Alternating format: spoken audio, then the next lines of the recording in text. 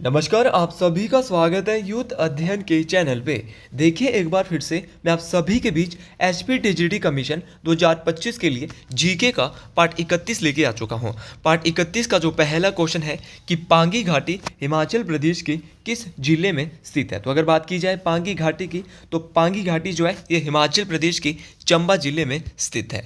तो option D यहाँ से बिल्कुल सही हो जाएगा।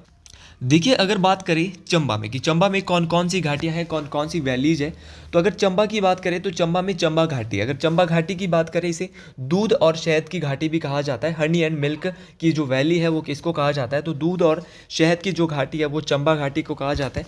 और चंबा घाटी को ही बहुत दफ़ा रावी घाटी के नाम से भी जाना जाता है। तो ये क्वेश्चन भी आता है कि रावी घाटी के नाम से किस घाटी को जाना जाता है, तो दूध और शहद की घाटी और रावी घाटी के नाम से चंबा घाटी को ही जाना जाता है। अगर मैं बात कर आपका जो चंबा शहर है, आपका भरमौर है, डलहौजी है, खजियार है, ये किस घाटी के अंतर्गत आता है, तो आपका डलहौजी, खजियार, भरमौर ये सभी जो है वो चंबा घाटी के अंतर्गत आता है।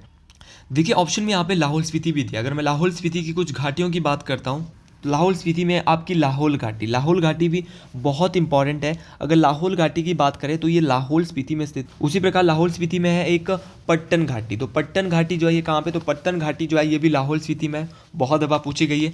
पीन घाटी भी आपके लाहौल स्पीति में है। आपकी लिंगटी घाटी और चंद्रा घाटी। देखिए लिंगटी घाटी भी बहुत बार पूछी गई है कि लिंगटी घाटी कहाँ पर है, तो लिंगटी घाटी और चंद्रा घाटी दोनों के दोनों लाहौल स्पीति में, इस बात को आपने याद रखना है। कुछ घाटियाँ किन्नौर में भी। अगर किन्नौर की बात करें तो किन्नौर में है बसपा घाटी। देखो बसपा घाटी बहुत इंपॉर्टेंट है।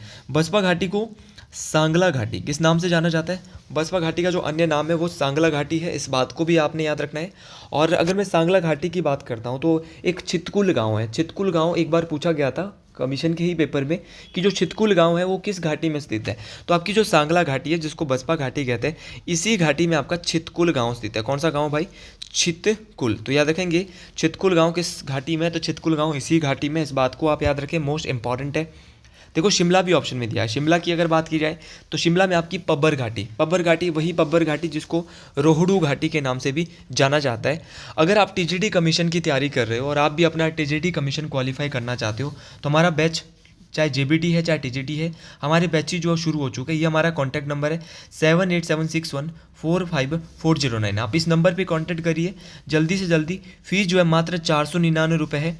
लाइव प्लस रिकॉर्डेड क्लास है। अगर आप लाइव क्लास लगा रहे हो, लाइव अगर आप नहीं लगा पा रहे हो, आप स्कूल में जॉब कर रहे हो, तो इसके साथ आप रिकॉर्डेड क्लासेस भी घर आके आराम से देख सकते हो और ये काफ़ी समय तक आपके पास रिकॉर्डेड क्लासेस भी सेव रहेगी।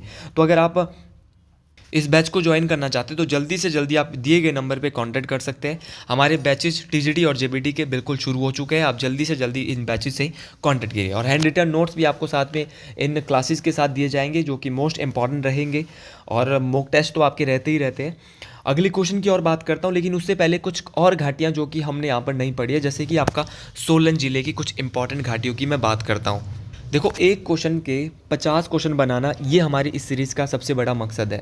अगर मैं सोलन की बात करता हूँ तो सोलन में आपका दून घाटी है, आपकी सेपरून वैली है जिसको सपरून घाटी कहा जाता है, आपकी कुनिहार वैली कुनिहार घाटी है, सरसा घाटी है, अश्विनी घाटी जो है आपकी ये भी सोलन में है, और गब्बर घाटी। तो याद रखना गब्बर घाटी बहुत इंपॉर्टेंट है, किसी ने सुनी भी नहीं होगी। अश्विनी घाटी तो चलो सबको पता होगा, सरसा घाटी होगी, गब्बर घाटी होगी, कुनिहार घाटी, सपरून घाटी और दून घाटी ये कहाँ पे है, सोलन में। एक दून घाटी आप पढ़ते, एक पढ़ते क्यारदा दून घाटी जो है, दून घाटी तो खाली सोलन में है, लेकिन अगर क्यारदा दून आएगा तो ये वही क्यारदा दून है जिसको पोंटा घाटी भी कहा जाता है। और पोंटा साहिब कहाँ पे, सिरमौर में। पोंटा साहिब एक शहर भी है और एक पोंटा एक घाटी भी है जिसको क्यारदा दून घाटी के नाम से जाना जाता है। ये सिरमौर में स्थित है। अब क्वेश्चन पूछने वाला क्वेश्चन उन्ना की भी घाटियाँ पूछ सकता है। उन्ना में एक तो है सियोन घाटी। कौन सी घाटी भैया, सियोन घाटी। और दूसरी है जसवादून घाटी। जसवादून घाटी तो बहुत आसान है और इंपॉर्टेंट भी है। तो देखो जो आपको बहुत अजीब लग रही है, जैसे कि आपने सियोन घाटी सुनी, तो ये आपने झट से लिख देनी है क्योंकि ये क्वेश्चन बहुत दफ़ा परीक्षा में बनने के चांसेस है।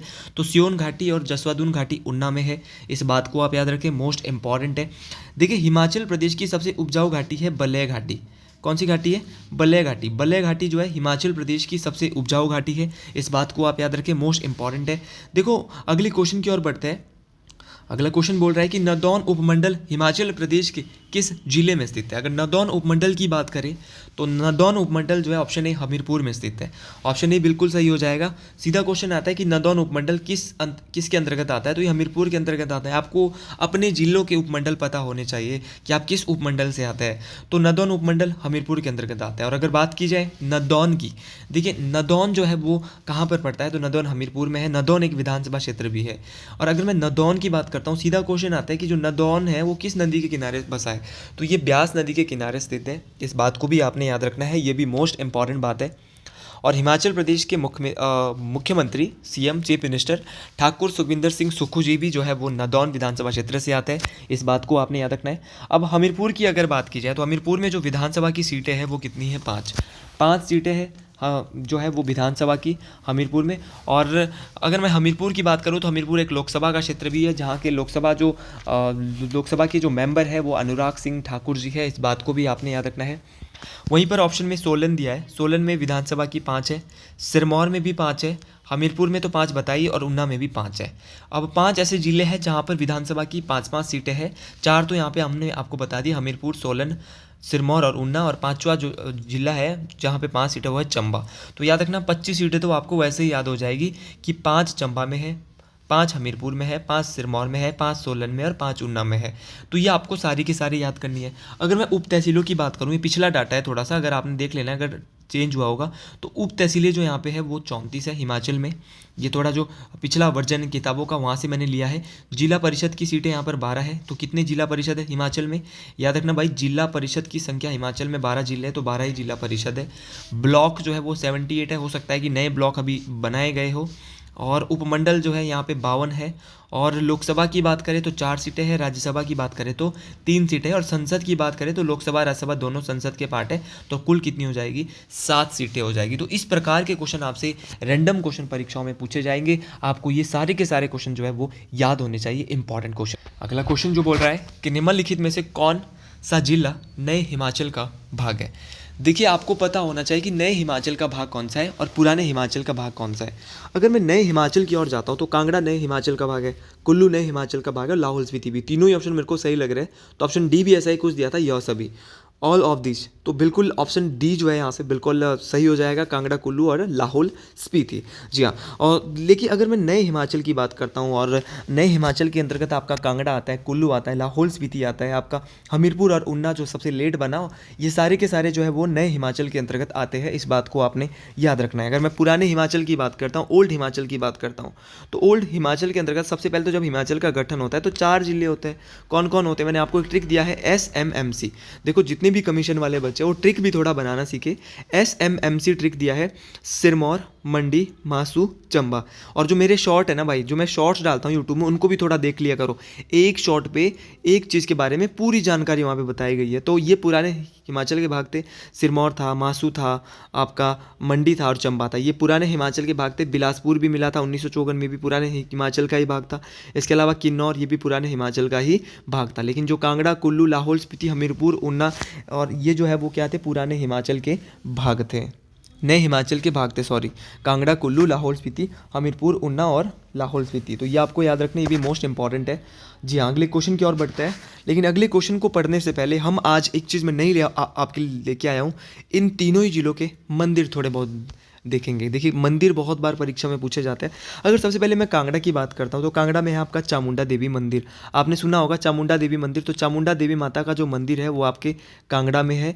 चामुंडा देवी माता का मंदिर कहाँ पे है, कांगड़ा में। उसके अलावा ज्वालामुखी मंदिर, भाई ज्वालामुखी मंदिर जो है 51 शक्तिपीठों में से एक है, ज्वालामुखी माता का मंदिर। माता ज्वालामुखी का आशीर्वाद आपके ऊपर भी सदा बना रहे। और अगर ज्वालामुखी मंदिर की मैं बात करूँ तो यहाँ पर क्या होता है, ज्वालामुखी मंदिर में जो है वो 1813 में, ज्वालामुखी मंदिर में क्या होता है, 1813 में जो महाराजा रंजीत सिंह होते हैं उनके द्वारा एक सोने का जो है वो यहाँ पर क्या है, गुंबद चढ़वाया जाता है। मतलब कि एक गुंबद होता है माता के लिए, तो 1813 में चढ़ाया था। ये भी क्वेश्चन बहुत बार रिपीट हुआ है और कमीशन के परीक्षाओं में ऐसे क्वेश्चन परीक्षाओं में आएंगे। देखो ये रैंडम क्वेश्चन तो नहीं आएगा कि कांगड़ा में कहाँ है ज्वालामुखी मंदिर, तो बोलेंगे जी कांगड़ा में, सबको पता है। लेकिन क्वेश्चन पूछेंगे कि ज्वालामुखी मंदिर पे 1813 में सोने का गुंबद या कब चढ़ाया, किसने चढ़ाया, तो 1813 में चढ़ाया। ये गुंबद जो चढ़ाया था महाराजा रंजीत सिंह के द्वारा इसको चढ़ाया गया था। देखिए जो ज्वालामुखी मंदिर है इसके जो दरवाजे हैं वो किसके द्वारा जो है वो बनवाए गए थे, और इसके दरवाजे चांदी के हैं। तो याद रखना ज्वालामुखी मंदिर के जो दरवाजे 1840 में बनाए गए थे, ये कंवर नौनिहाल सिंह, क्या नाम था, कंवर नौनिहाल, जी हाँ, ये नाम आपको याद रखना है।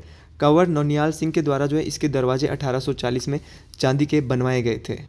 उसी प्रकार अगर बात की जाए मसरूर मंदिर, जिसको एलोरा ऑफ हिमाचल कहा जाता है, ये भी कांगड़ा में ही है।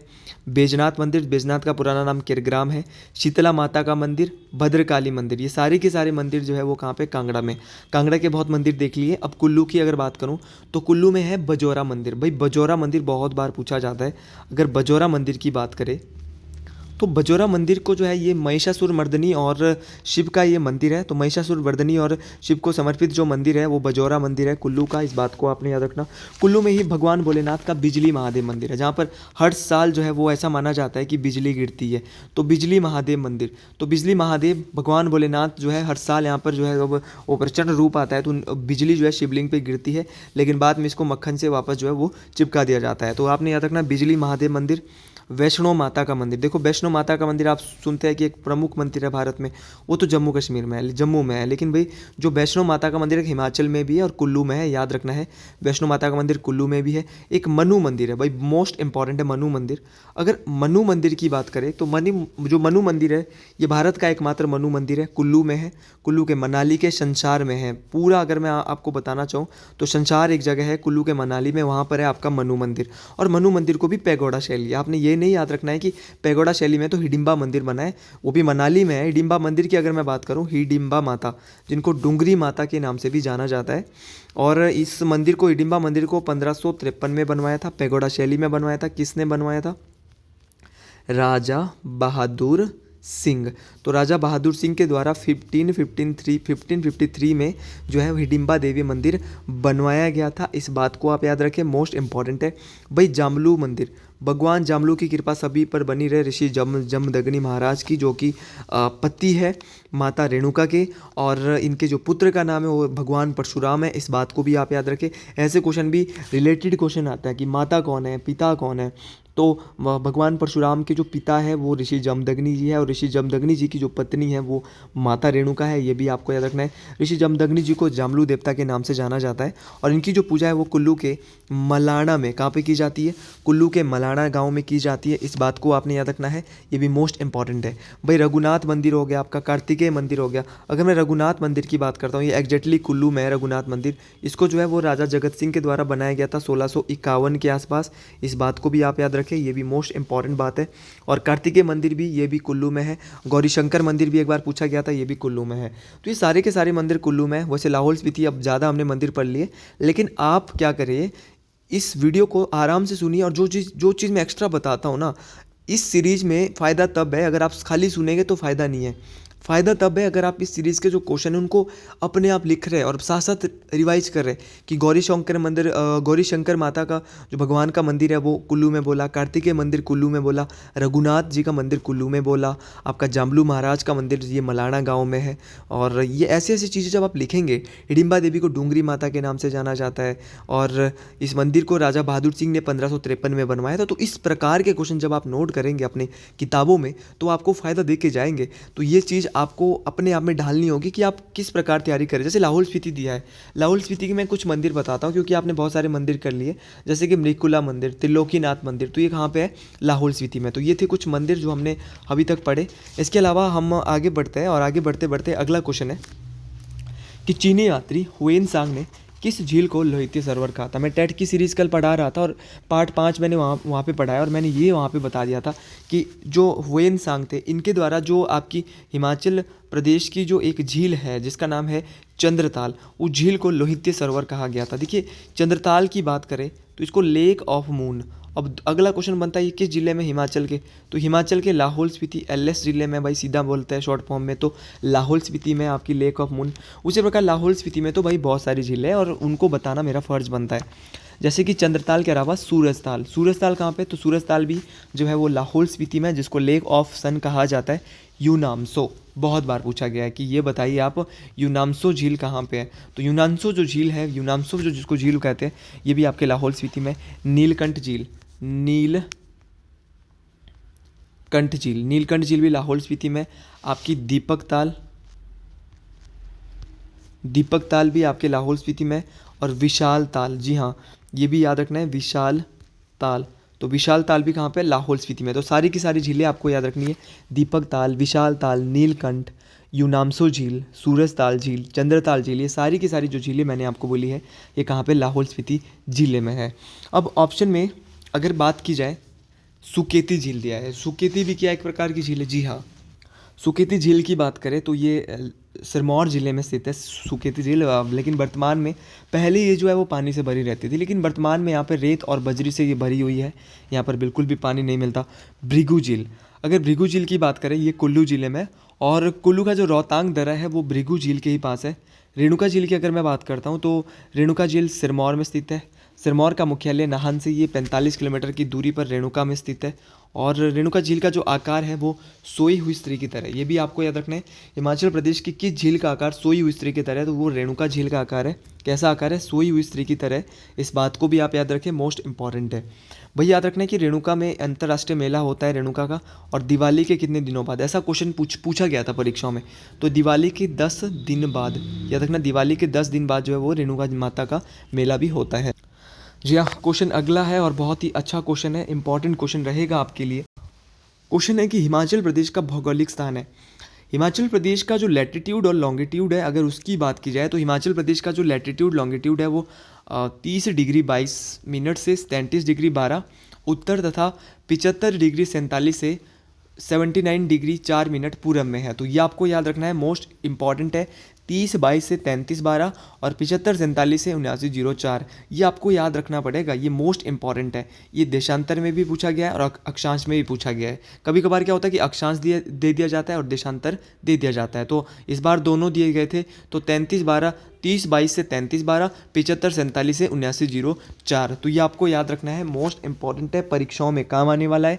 और ये सारी चीज़ें ऐसी चीज़ें हैं जो आपको परीक्षाओं में नंबर दिला के जाती है। और अगर हिमाचल की बात करें तो हिमाचल प्रदेश कुल जो क्षेत्रफल है वो 55,673 वर्ग किलोमीटर है। इस बात को आपने याद रखना है, ये तो आसान क्वेश्चन है। और हिमाचल का जो सबसे छोटा जिला है क्षेत्रफल की दृष्टि से वो हमीरपुर है। अब हमीरपुर सबसे छोटा जिला है, कितना क्षेत्रफल है, तो पूरे हिमाचल का 2.01% ये कवर करता है, 2.01% ये कवर करता है पूरे हिमाचल का।